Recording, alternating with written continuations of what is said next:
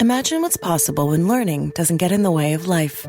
At Capella University, our game-changing FlexPath learning format lets you set your own deadlines so you can learn at a time and pace that works for you. It's an education you can tailor to your schedule. That means you don't have to put your life on hold to pursue your professional goals. Instead, enjoy learning your way and earn your degree without missing a beat. A different future is closer than you think with Capella University. Learn more at capella.edu. With new McValue at McDonald's, you always get more than you expect every day. So even if gas prices go up, you can buy a double cheeseburger and add a McChicken for $1. Or before game time, you can get $5 meal deals for the group. And if breakfast is about to end, get deals in the app to save before the bell. The choice is yours, and the choice with McValue is always more. Prices and participation may vary. Valid for item of equal or lesser value. Must opt into rewards for app deals. Just a quick heads up that this episode is about a fast-moving news story. Some things might have changed by the time you listen. Also, I've got a little cold. I sound scratchy. Okay, here's the show.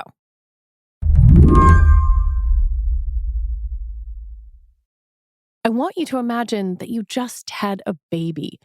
You're in the hospital, delighted and exhausted, welcoming a wonderful new little person into the world. But your baby has mysterious symptoms, maybe ones the pediatricians aren't familiar with. And that is where Jeremy Prokop comes in. I'm a data science advisor for a Midwest hospital system. I also am an associate professor at one of the universities in the Midwest as well. Jeremy's job is to use data to try to figure out what is going on and how to help your baby. So, about 1 in 14 individuals has a rare disease. And so we'll go in and we'll do a genetic sequencing on the patient and then start saying, what is that? Sometimes we get lucky and the answer sits right there. Sometimes it's way more complex. And that can mean checking against data and reports from the Centers for Disease Control or the National Institutes of Health. If I can connect a patient here to a patient that might be sitting in another country, but they have the same genetic mutation, we can connect the dots and really help that patient find a treatment because it might be that other patient had a treatment already. And how much of that data comes from the federal government? I would say most of it comes from the federal government at some level. Some of the data might be sitting in databases like the CDC, or NIH runs what we call the NCBI, which houses just petabytes of data that we can access. And then turn that information into action. But right now, a number of websites and data sets from the CDC and NIH are offline, along with data across the government. They were taken down or modified to comply with President Trump's executive orders around gender and diversity.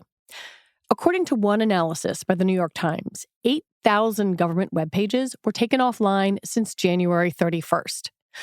Other information went offline and has now reappeared. At one point, the main census website was inaccessible. A lot of the CDC things came back, but there are still pieces of it, especially around HIV and gender aspects that still aren't there. And so are we ever going to get access to that data again? These are not just academic concerns. They affect real people right now. I look at the rare disease community and where we've been able to go over the last 10 years. It used to be, 10 years for a diagnosis. Now we can do that in 2 to 3 days because of data. But if we start getting restricted or we have issues with sharing that, most of that data gets shared by NIH. That's in NIH's budget. If we stop paying those bills to share data, we're taking 10 steps back in human health. Today on the show, what happens when government data disappears? I'm Lizzie O'Leary, and you're listening to What Next TBD, a show about technology, power, and how the future will be determined. Stick around.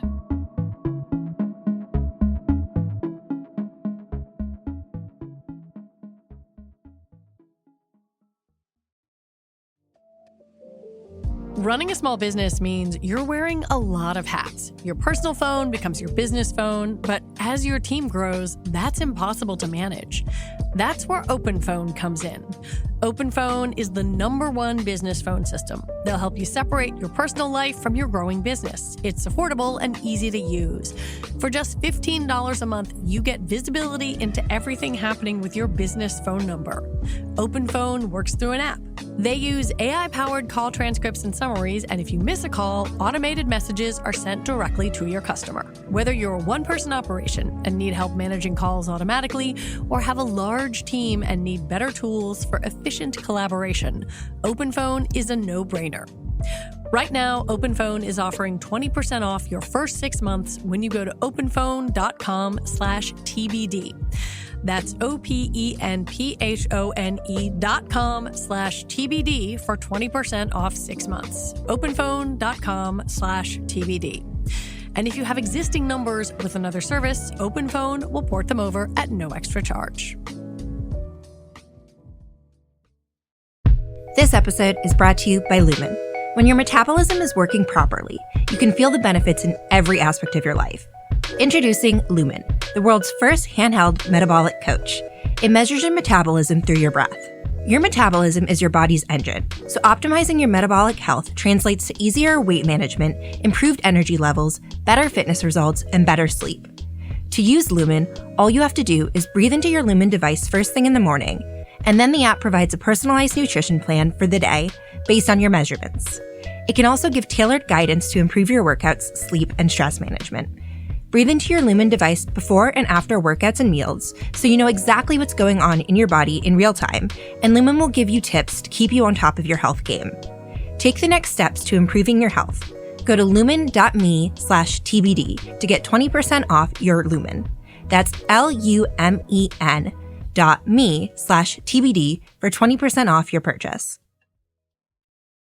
It's not unusual for some websites or data to go down when presidential power changes hands.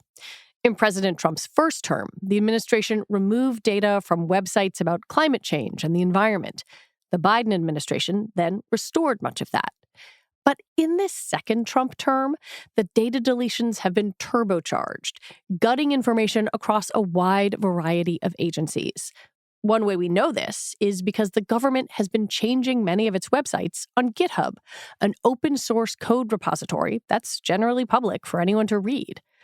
I called up Jason Koebler, a co-founder of 404 Media, to explain it all. And one of the features of GitHub is that it tracks all changes. Like, they're called commits. So any new change is cataloged on this website. And we were able to see that at the General Services Administration, which has been sort of part of the, like, an ancillary part of Doge, kind of. It's been taken over by Musk acolytes. There's been like widespread purging of anything having to do with diversity, equity, inclusion, but then also things like changes to government AI policies to remove references to things like implicit bias, things like that. NASA and NOAA have also had, big changes to not just its websites, but also some papers that have been published. The National Institutes of Health and the Centers for Disease Control have had entire agencies' websites purged, and the agencies themselves have been shut down as well. And so this is a widespread government effort to, destroy anything that they perceive to be associated with DEI or woke or the left or the previous administration. And so there is really some malicious intent here beyond just like normal variance. I think one of the things that is very interesting about your reporting and is very specific to what you all do is that you are tracking the changes in GitHub, that this is not just me noticing that census.gov went offline, but that you all were able to look at the code base and see a project called, and tell me if I'm describing this right, Remove DEI. I wonder if you could explain how that works, explain the guts of what you're seeing on GitHub. Yeah, a lot of this strikes me as like the banality of evil. Forgive me, but that's what it strikes me as, because you see these government coders, and in the case of this Remove DEI thing that you just referenced, That was in regards to a Health and Human Services database administered by Head Start, which is this big government program to get children ready for school. And there were all of these discussions about how to pull that database into compliance with Trump's executive orders. And you have these government contractors discussing exactly how to get rid of it, writing specific tools to make sure that every last instance of the word inclusion is removed, or making sure that things like the word equity are changed to the word fair, things like that. And because of the way that GitHub works, you can see them discussing this. You can see the specific code that is being changed to do this. And in this database, there was like a constant, like, which is a coding. It's a thing that you use in code to define a specific like type of data that you're going to have. And an entire constant that had been set up about marginalized communities was deleted. And that really struck me, just seeing the actual code that did this was very affecting for me. Do you know who is writing that code? I do. It's people at this government contractor called Ad Hoc LLC, and they have millions of dollars of government contracts. They run a bunch of different government agencies. It actually was spun up in the aftermath of the healthcare.gov debacle to make government websites work better.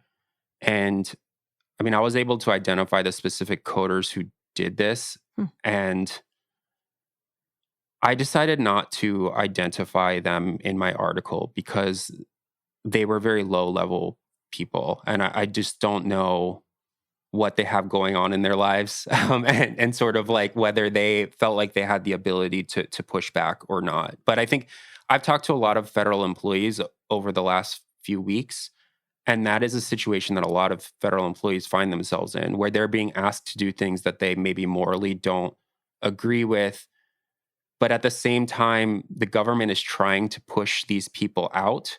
And so they're trying to make this mental calculus about, do I comply with these orders? Do I resist these orders and get fired, which is what they want to happen, with this sort of like large scale buyout offer that's been going out. There's just a lot of people doing like mental gymnastics about where their line is, I guess I would say.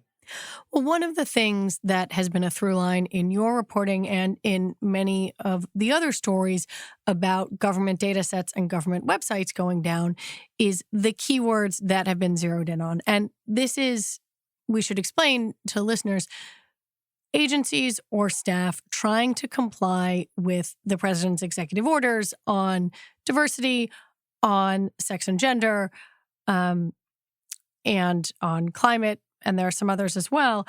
And so I wonder, when you look at the changes to the code base and you look at the keywords that are being zeroed in on, what you can see in terms of how the websites are actually changing. Yeah, I mean, that's a cool thing.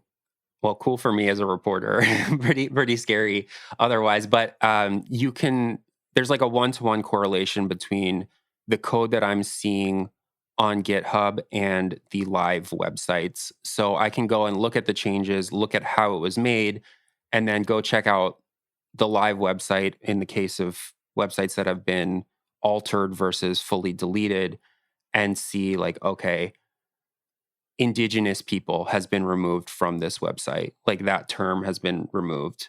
There's been a lot of removal of accessibility language in government websites, which is very upsetting. Things for people like with disabilities? People with disabilities, and also people who are blind or low vision, sort of like descriptions of things have been removed because it's not just DEI, it's DEIA that they're going after, and the A in that is accessibility. And so there's that stuff.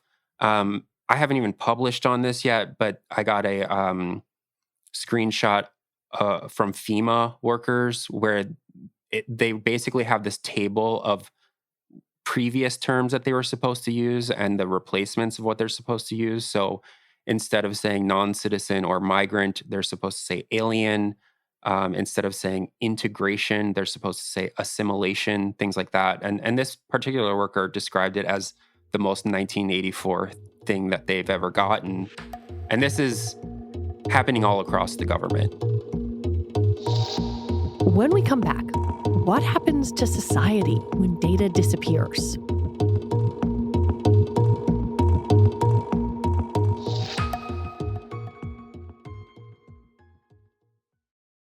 This episode is brought to you by Indeed. When your computer breaks, you don't wait for it to magically start working again.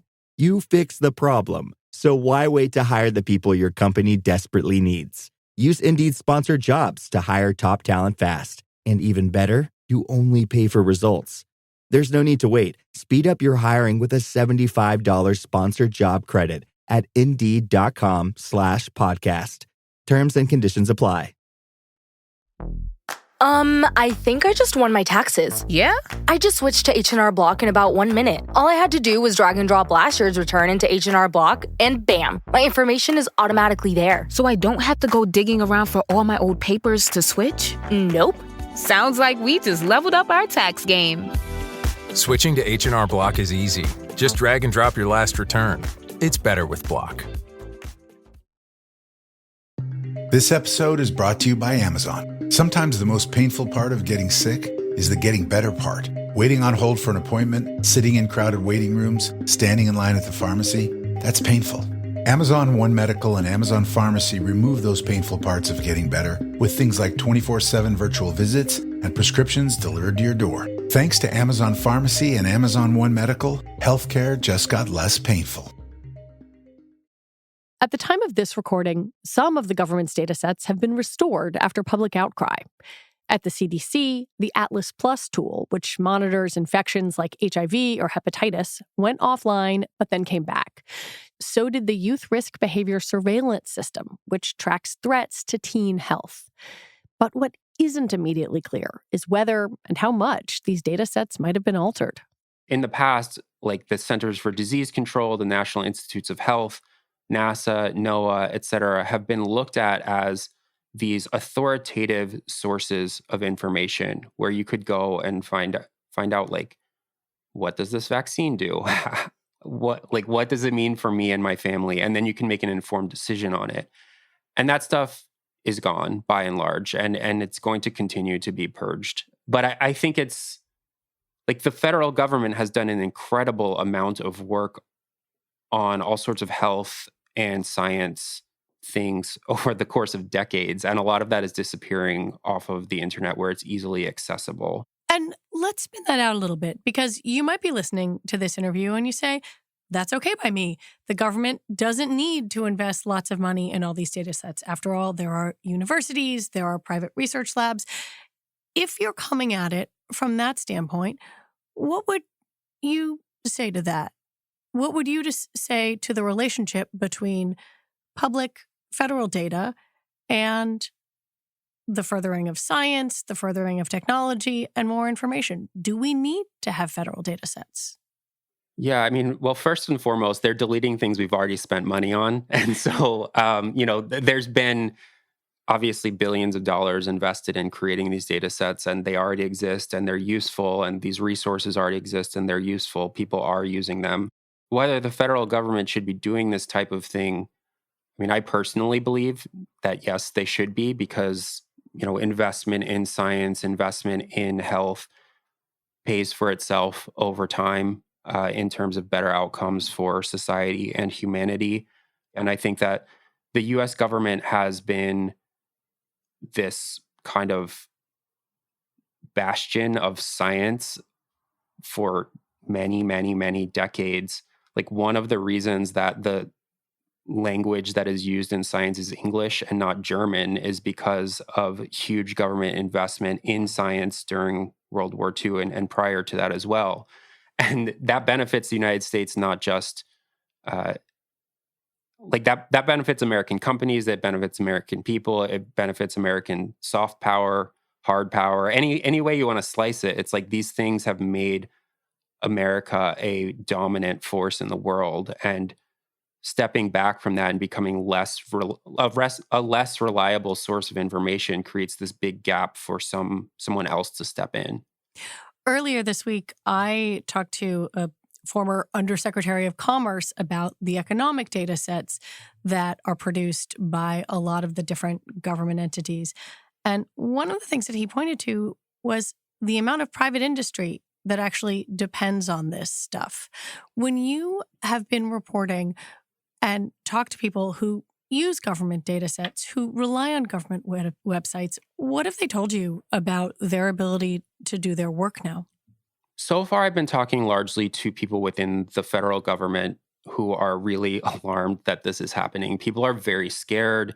People feel like, first, they come for the websites. Second, they come for the employees. Third, they, create a monolithic groupthink, more or less. But you're absolutely right that industry in the United States and in the world relies on U.S. government data sets, the reliability of things like unemployment numbers. These things are very closely held. Things like economic indicators are very closely held. And then when they're published, they move the market instantly and in a big, big way. And people are not just worried about whether this data is accurate, but I think they're increasingly worried about an administration that has a lot of people with government contracts in it, beyond just Elon Musk, but especially with Elon Musk, and what could be done with access to that data. Some of these websites and data sets that we've talked about have come back online, as you mentioned, or researchers, archivists are trying to move them to different places. Can you tell me a little bit about that effort and whether you think it will be successful? Yeah, so I think it is extremely important to note that a lot of these data sets, a lot of these government websites are disappearing. But archivists, academics, hobby data hoarders have known that this was going to happen for a long time. And not just because of President Trump, but because this happens to some extent in any administration. And so there is this cross-university effort called the End of Term Archive that for the last, 20 years has been creating these snapshots of the federal government's web presence between government administrations. And so this is not something that they woke up the day Trump was inaugurated and said, oh my God, we have to go save this. This is something that they plan on doing for years, that they're constantly scraping the federal government's websites and data sets for. The silver lining here is that the .gov web presence is some of the most archived parts of the internet as a whole. And so many of these data sets are not gone forever. They've been saved by these archivists, by these projects, but they become a lot less accessible. I think that what we saw after Donald Trump's first term is that a lot of the data sets that were deleted were reinstated within a few days of Biden taking office. And so if Democrats are to win in 4 years, a lot of these data sets will go back online. I'm sure of it. And the way that they'll go back online is they'll turn to some of these archivists and say, hey, can you give us this data so that we can republish it? So these efforts are really important. They're very serious efforts. It's not people just taking screenshots of government data. It's like universities saving hundreds of terabytes of government data in a systematic way. And I'm very thankful that these people are doing it because a lot of them are like nonprofit efforts and volunteer efforts and things like that. I think it can be hard for people who are not looking at these sites, are not thinking about this all the time, to extrapolate outwards to the risks that might be posed by removing data from the public view. Is there, in your mind and according to your reporting, a risk for democracy when this stuff goes down? I think there's a risk for democracy. I think especially because this time we're seeing it's a very ideological purge of information. And I think that in the past, we've thought of groups like the NIH, like NOAA, like NASA as being somewhat immune to whatever party is in power, especially somewhere like NASA that works on timescales of decades that necessarily transcend presidential administrations. And if their data, their projects, their websites are being constantly altered, it really brings into question how authoritative these agencies and their data can be.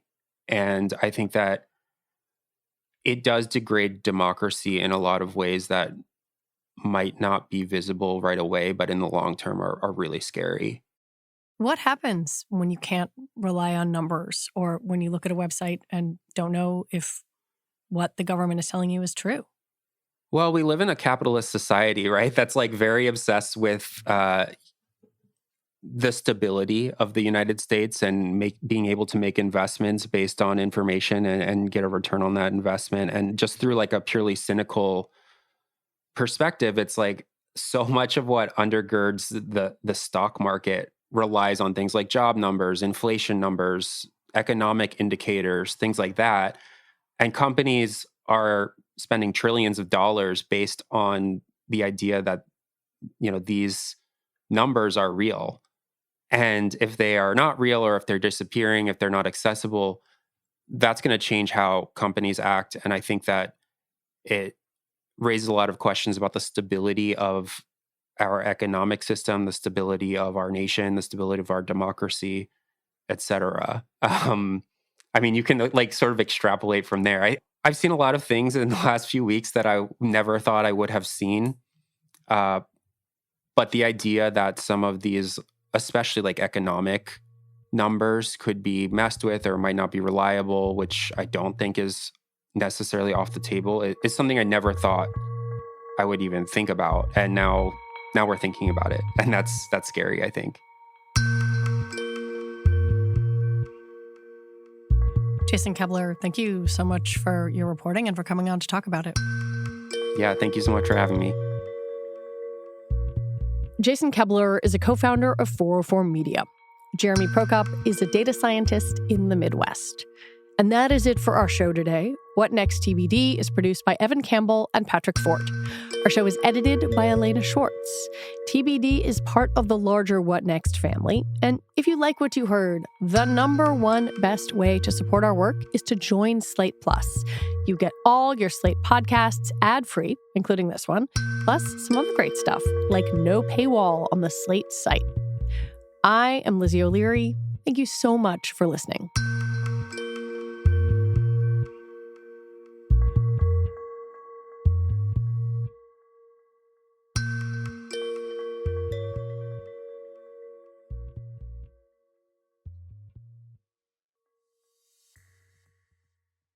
At Don Miller Subaru West, we believe in being a positive force in our local community. Together with our customers, we have been able to sponsor and support local charities and nonprofits. Don Miller Subaru West has once again partnered with the Leukemia and Lymphoma Society of the Upper Plains region. Our donations have helped fund cutting-edge research to cure cancer and improve the quality of life for so many. Helping those in need, that's the Subaru Love Promise. Don Miller Subaru West, more than a car dealer.